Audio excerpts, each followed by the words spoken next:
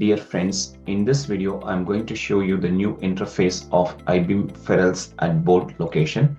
We have updated a few changes to make this application more user-friendly and effective. Let me walk you through step by step. You can see this component type here. You have two options, ferrule, which means it is actually using this IBim ferrule component. This actually replaces face ferrules and ferrule custom components. This is more effective. And if you choose component, it will enable these two fields. You can open the component catalog and you can select any other types for this particular condition. Let me take ferrule. I'm going to use the face ferrule. This is just for an example. It will display the list of the settings you have already stored under this component. Let me go back to ferrule, and you can see the type here, generic, ancon, read, and nexus. If I choose ancon, it will automatically update the size. So here is the list.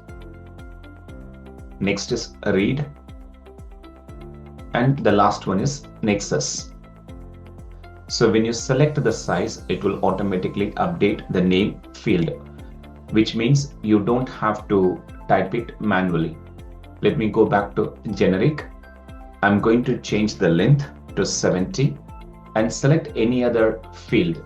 It will update the name.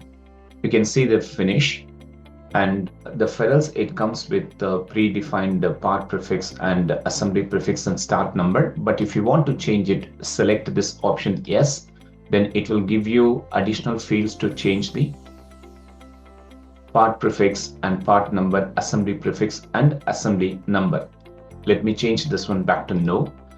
And you can see the position here, auto, blank, near side, far side, and both sides.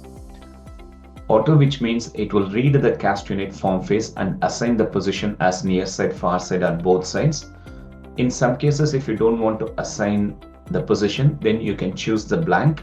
And near side, which means it will place the ferrules on the near side of the cast unit form face, and this is far side and both sides.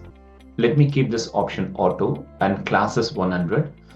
And propping, if you're going to use this one for propping, change this option to yes, so that it will add prop as prefix to the name. Let me change it back to no and click apply and select these two panels, because if you take a look at this board, it runs from the first panel to the second panel.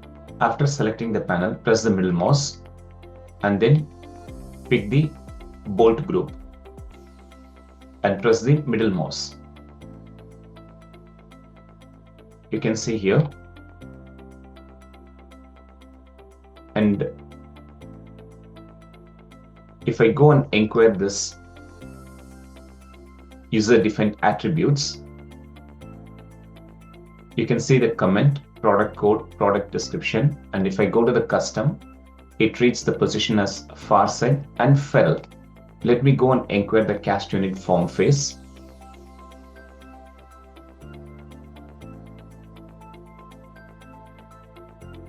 It's on the other side.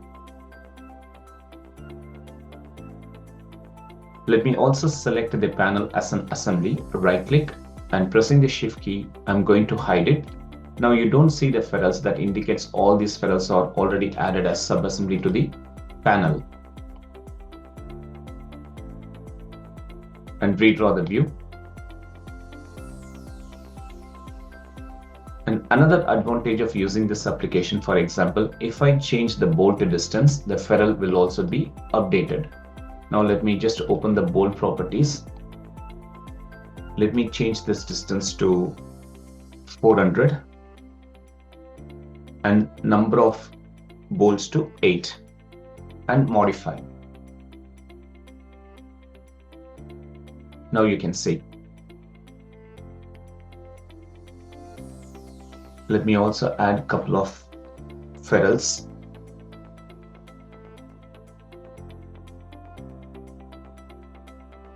So here it is. Let me also show you how you can add ferrules if you have fitting plate connection to the two panels.